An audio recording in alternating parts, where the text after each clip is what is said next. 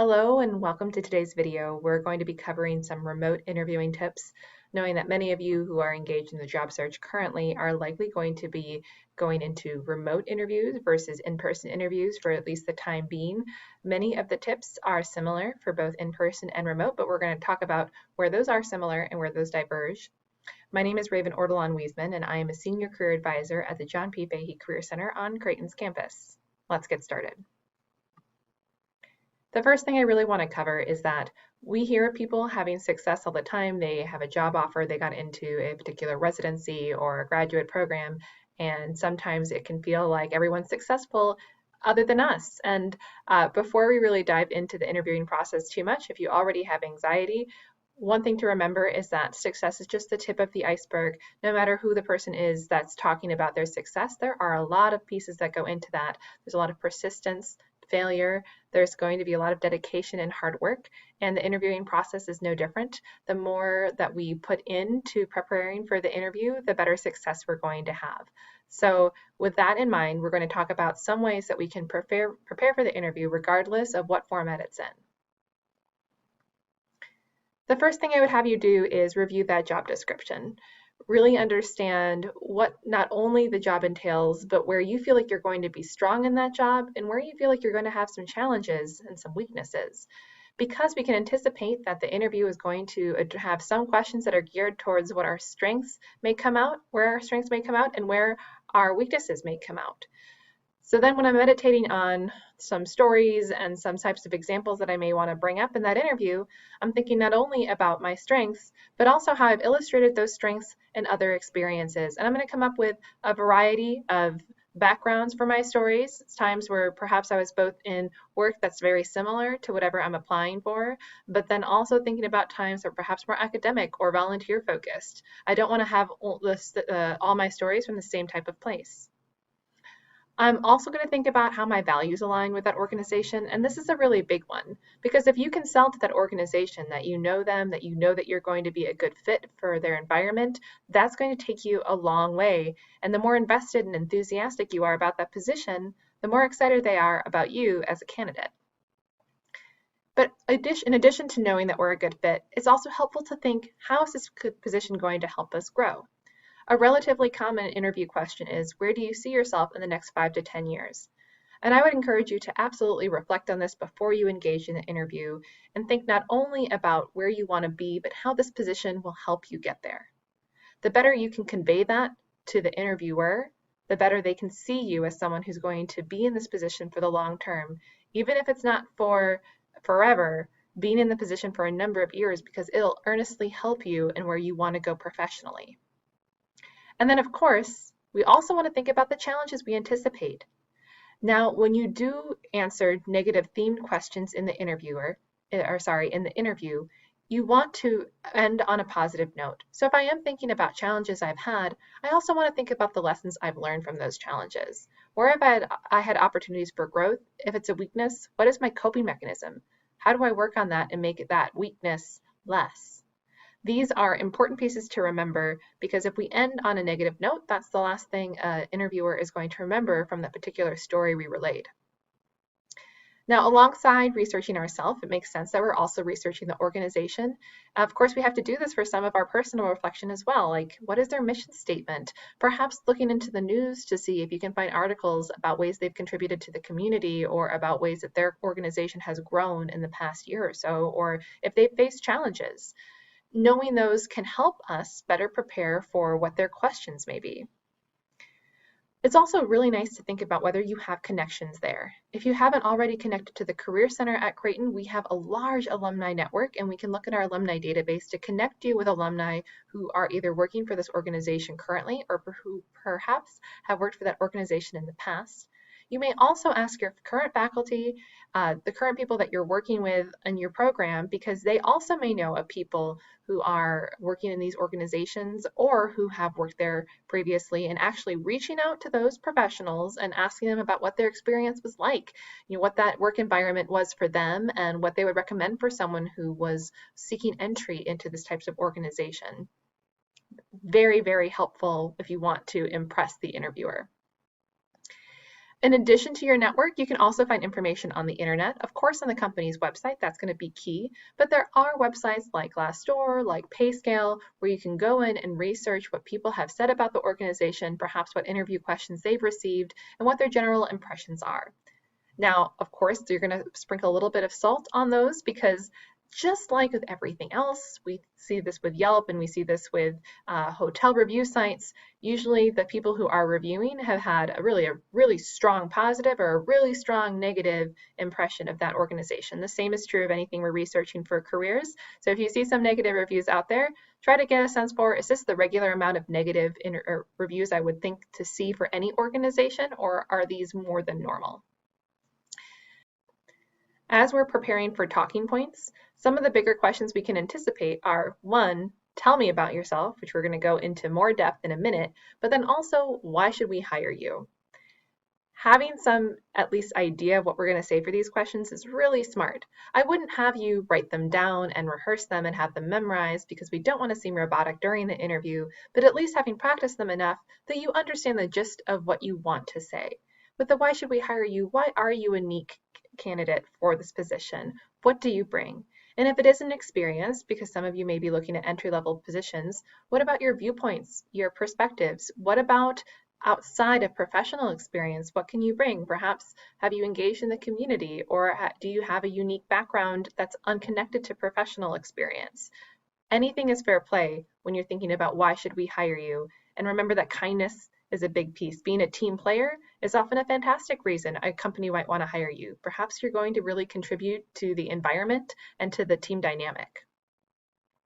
As far as question types we can anticipate, the most common are personality or get to know you questions, behavior-based questions, such as tell me about a time that you experienced conflict or had a really engaging patient experience or had to negotiate a problem with limited information. Your story in these examples will show what your behavior was in a specific scenario. So that's why we call them behavior-based questions. And then another common type of question would be technical or skill-based, and this is going to change depending on the type of job that you're applying for, but they're going to be questions only you or like people in your profession would know based on that organization. So if I'm applying to an occupational therapy position, then I'm going to anticipate perhaps some technical questions that I have learned from my schooling regarding occupational therapy. Usually first round interviews are light on technical questions. We anticipate those and scenario-based questions more in a second round.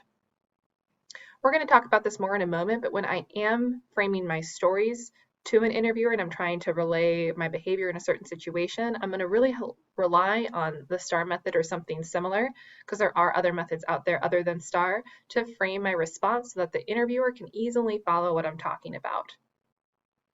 We've already talked a little bit about negative theme questions. Just remember to end on a positive note if ever the interviewer gives you something that allows you to go into a negative space.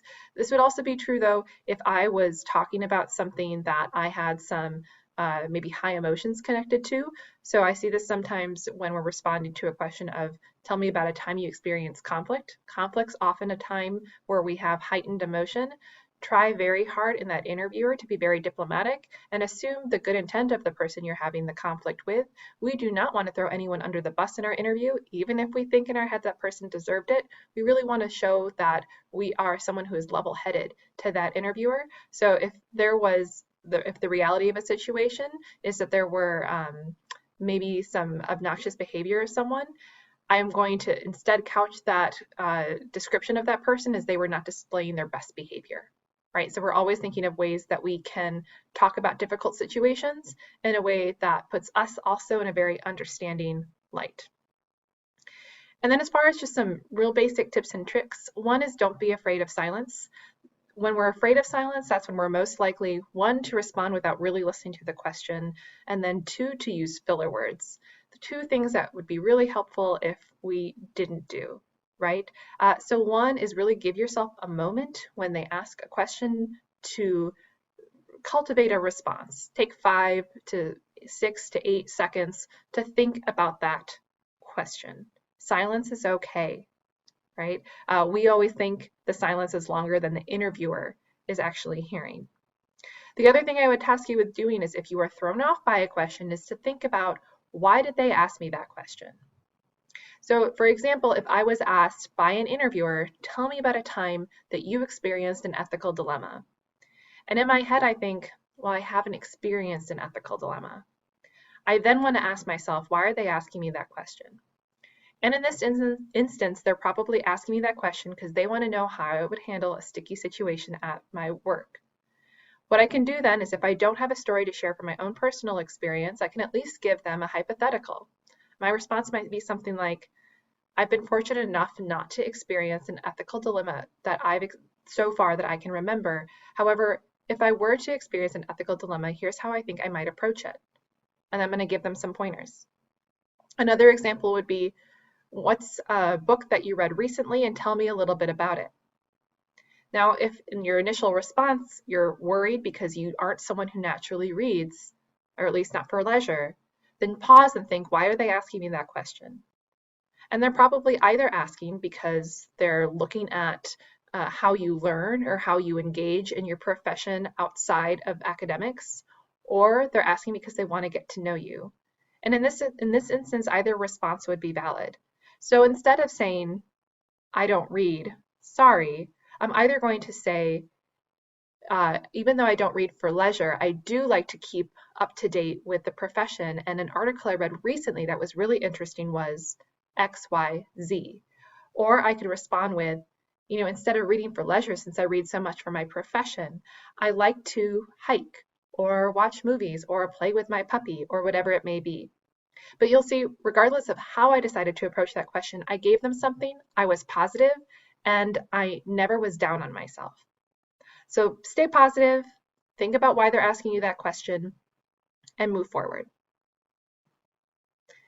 As I referenced, the how to tell me about yourself is a really good piece to think about in advance. What I hear from a lot of students is, my name is Raven Ortolan, and I am from Wisconsin, and I have a sibling, and et cetera, et cetera. Now, it's not that you can't answer the question like that or a similar format, but it does become quite expected. I would say it's perhaps more advantageous to have a different framework for your response. Now, The Balance is a fantastic website for career-related questions, and I will share at the very end of the presentation a list of places where I got some of these icons for that are based on Balance articles. But one of the Balance articles is about how to answer the tell me about yourself question.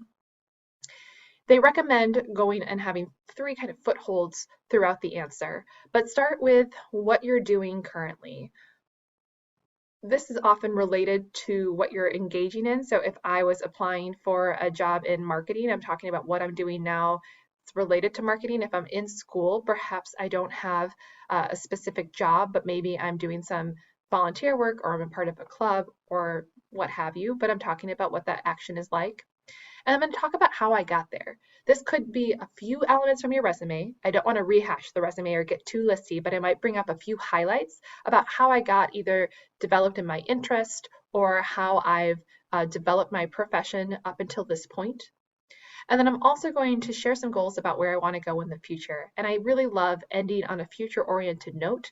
Nice to connect back to what you're applying for as well, reminding that person about why you're sitting in the chair that you're sitting in. And of course, it's okay to add on to these pieces. So if I want to talk a little bit about what I'm doing that's unconnected to the job I'm applying for, like what I do in my personal time, that's okay to bring up as well. But I would certainly have more of my focus on that answer to be on who I am as a person as connected to this job or this type of field. And typically the answer would be somewhere between 40 seconds to 2 minutes in length. And this is just based on attention span. So if you get a timer and you're getting nervous because you're a little over the 2 minutes, we're talking about generally, that's what we recommend.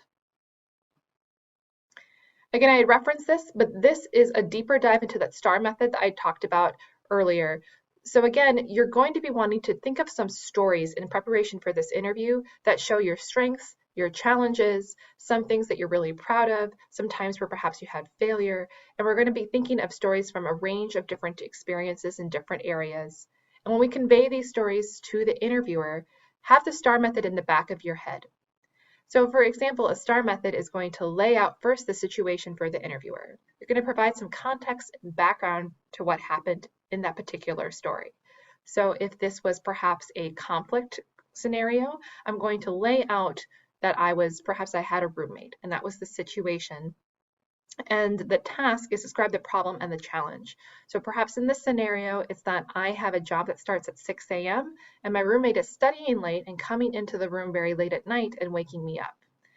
And then I'm going to talk about my action. And this is where we want to be very specific and use I language. For my imaginary scenario, I might say that I talked to my roommate in the morning when it wasn't a fresh instance. I didn't have frustration. I waited until it was a calm moment and asked them a little bit about why their study schedule was the way it was so that I understood where they were coming from. Based on what they told me, I X, Y, Z, and the result was that we were able to come to a compromise. Right? What I see sometimes happen is with the action becoming we language. This is most frequent in group settings.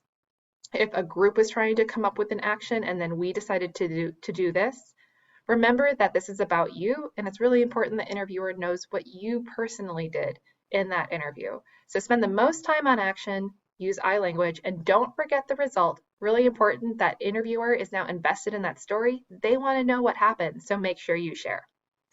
I typically recommend coming up with 5 to 10 stories in advance of an interview that cover a range of different possible questions, because that way you're able to pull things out more at the drop of a hat.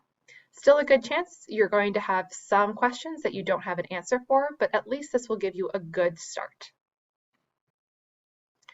Now, as far as attire, Zoom or otherwise, we want to be professionally dressed for the interview. We're probably going to be more on the business professional range for the majority of jobs. If I knew this was a job where you could wear jeans, or this isn't going to be a job that's very formal, probably the least formal I'm going to be is more of the business casual. Wear conservative colors. Be aware of your tendency to fidget. So, and by that I mean if you would fidget if you had long hair, probably put your hair up. Understand if you're going to fidget if you have something in your hands, perhaps don't have something in your hands for that interview, because especially if this is a Zoom appointment, we definitely want to be focused during the duration. Now, as far as phone interview tips, clear the room of distractions, because if you're distracted by someone in the other room, or if you have a cat and that cat's going to distract you, that's going to be a deterrent to that interview and impressing to the interviewer that you are focused and that you are present. An advantage of having a phone interview is that you can keep notes. So if you want to keep notes for some of those stories that you had, great. This is probably the only interview medium where you can really do that with ease. But again, we're not reading off the paper. We're not doing that. So the most I would have you do is think really briefly of the ST and the A and the R, just to remind you, or to give you some maybe snip words to remind you of what those stories were.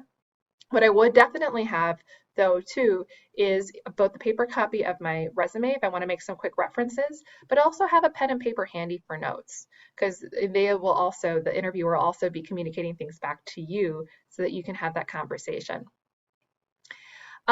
We do say if it's possible have a landline. This is less and less of a possibility, but really the reason we're saying that is only because our sometimes cell phones are unreliable.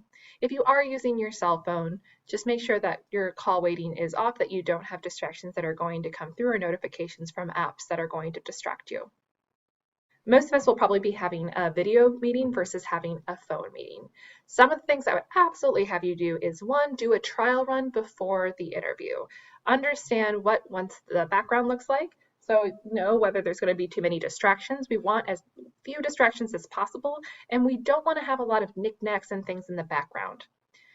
Set up your camera, headset, microphone ahead of time and have practiced that as well, so that you know what it looks like and what the lighting looks like. If you can get some nice artificial lighting versus natural lighting. I know that sounds counterintuitive, but natural lighting often makes you washed out in videos.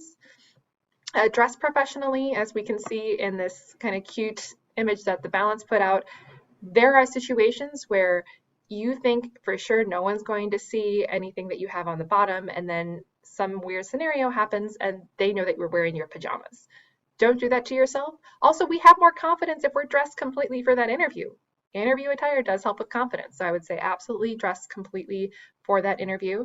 And then avoid making hand gestures on the screen. I have tried for the purposes of this presentation, but you can probably get a sense for not only does the screen stutter, but it's distracting. So keep your hands clasped in your lap during that video interview.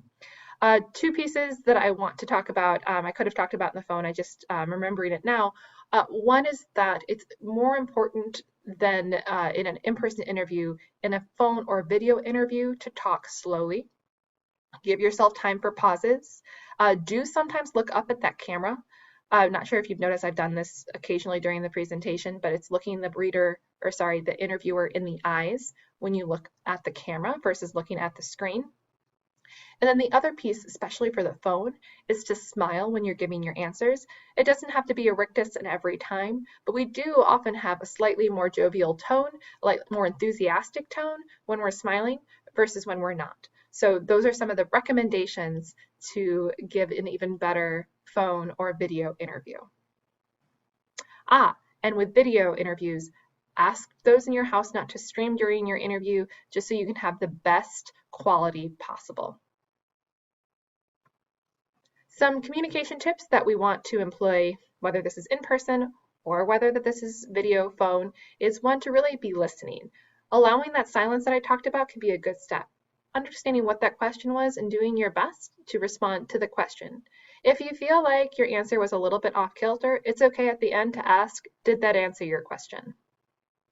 We're going to show respect to anyone we contact throughout the interview process, whether that's the actual person we're interviewing with or the person setting up the interview for us. We want to have a nice balance between being brief and being detailed. So again, trying to aim somewhere between the 45 seconds to 2-minute mark. Do not talk longer than you need to just to fill space. I would rather you be brief and on topic than long and off topic. Be aware of the nonverbals, that you're being focused, that you're smiling, that you're showing you're engaged, that you're not slouching. All of those pieces convey that you're focused and that you're interested in this position. And then have time for confidence, have time for empathy and friendliness. Confidence, you can fake that. If you feel very nervous, just pretend you're not. I know that sounds easy, but what I mean by that is keep good eye contact. Smile, try not to laugh. The Zoom and the videos do allow to hide some of your nervousness more than in person, so use that to your advantage. Hopefully you have some questions prepared for the interview at the end, because they are more than likely going to ask, do you have any questions for us? And I like to think about what those questions say about me. What I mean by that is, if I was asking about vacation or benefits immediately, that makes it seem like I'm in for this interview for what I can get from it, versus asking about what professional development opportunities there are, how perhaps I can engage in the community, how I can develop camaraderie with my teammates. Those are saying things about me and what I'm interested in and how I can contribute as a professional to this team.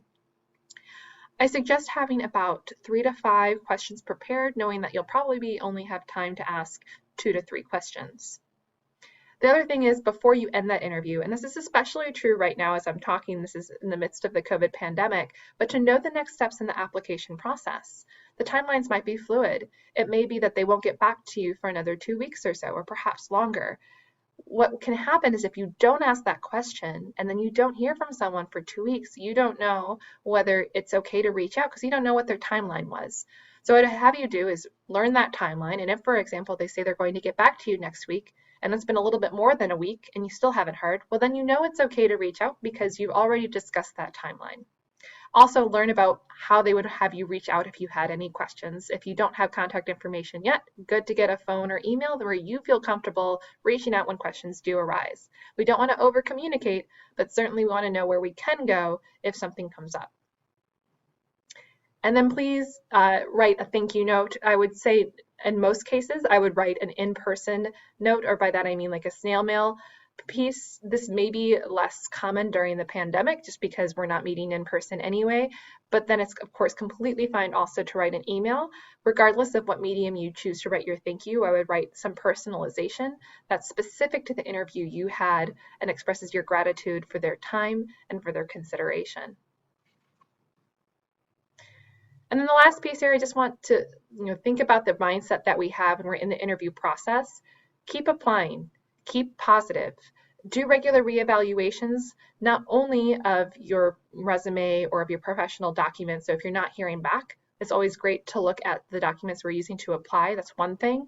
But then also, amidst the current environment, reevaluate what we're applying for. It's okay to think outside the box and consider our bottom line. If we need a job, perhaps that job's not going to look as perfect as it was before. Maybe we're willing to take some more temporary position or take some sort of gig work in order to supplement our income until the COVID pandemic has quieted down, and then we can again engage in looking for our dream job. So remember too that it's okay to be creative. This isn't forever, and the Career Center is here. So if you're engaging in the job search and you're feeling like it's not what you had wanted it to be, that's okay. We can talk with you about how to cater your skills for the job search of today and help you be as prepared as possible. I also recommend being proactive. This is a great time to virtually network with people. The Creighton Career Center has a lot of great contacts that you can reach out to learn more about what different environments and jobs and companies look like. So please do tap into us as a resource as you're preparing for the interview process and for the job search. As I said, The Balance is a great resource. I used a lot of their infographics here, and having read their articles, I'm always impressed by the quality of the advice that they have. So I encourage you, if you liked some of the things I was talking about but wanted to read into any of these topics further, to go to the articles listed here. If you don't want to copy the URL, I would say just look at the topic and then type in The Balance, and normally Google will generate that list or that article right at the top of the search. And then please do meet with the Career Center. This is a screenshot of our team missing you during the COVID-19 pandemic. You can schedule online appointments with us via Handshake. We are happy to meet in Zoom appointments or in phone appointments. And then also you can visit our website where we have a lot of information about not only interviewing like we were talking about today, but about job searching, about exploration, about many other topics.